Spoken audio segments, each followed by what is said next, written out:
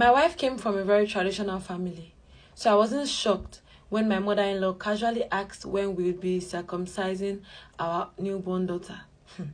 I expected my wife to immediately reject such idea. Instead, she smiled and said she would talk to me about it. Talk to me about who? I snapped. Right there. I told her mother that over my dead body would anybody lay a blade on my baby girl. Yes? That statement started a war. My mother-in-law stopped speaking to me. If I greet her, she won't respond, so I stopped greeting her. My wife begged me to apologize, saying her mom was elderly and meant no harm. But I refused until her father, siblings, and even my own parents got involved. Everyone was asking the same thing. Do you want to beat your mother-in-law? To make peace, I apologized. That's when Mama said, in our village, we circumcise our girls. That's why they remain pure. That's why you met your wife a virgin, and all her sisters got married as a virgin too.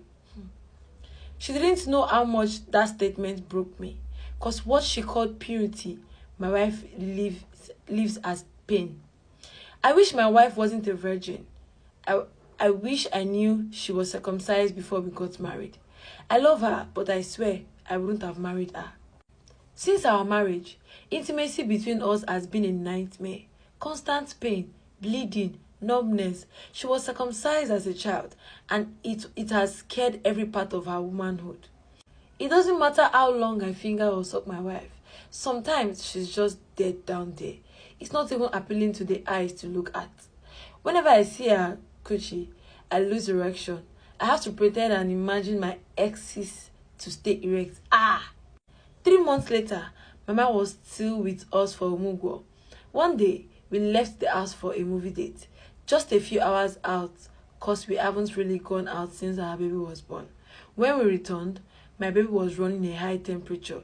Something felt off, so I asked Mama, hope all is well. This one baby is running temperature. She got defensive and said, why won't all be well? That it's just small cold. We are always using AC. Abi she don't circumcise her. Hey.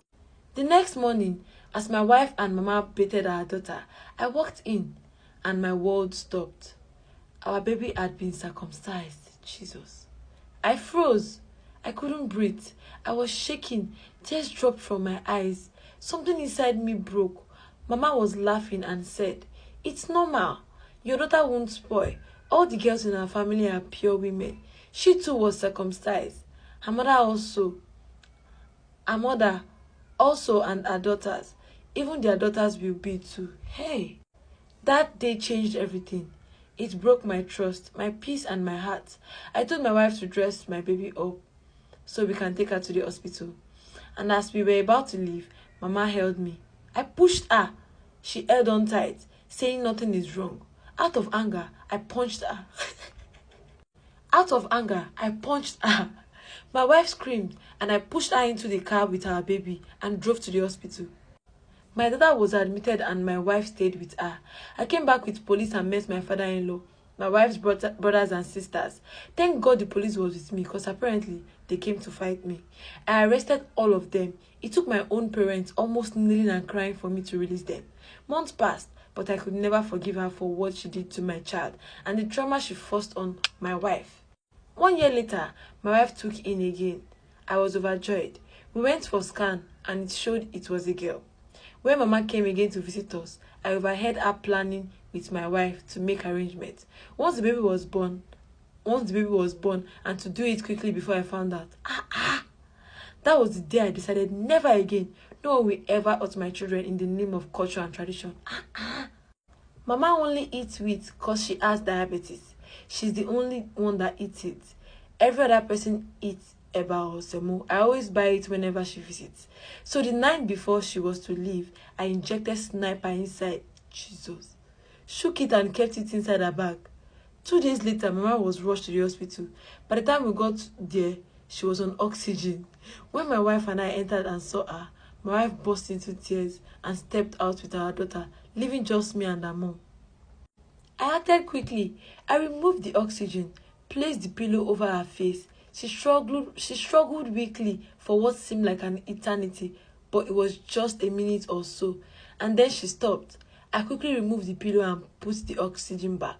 When my wife returned, I held her and then prayed for Mama for a second, then led her out. We got the call before we got home that she passed shortly after we left.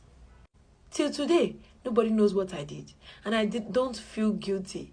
I share this story because some traditions are not sacred, they are evil.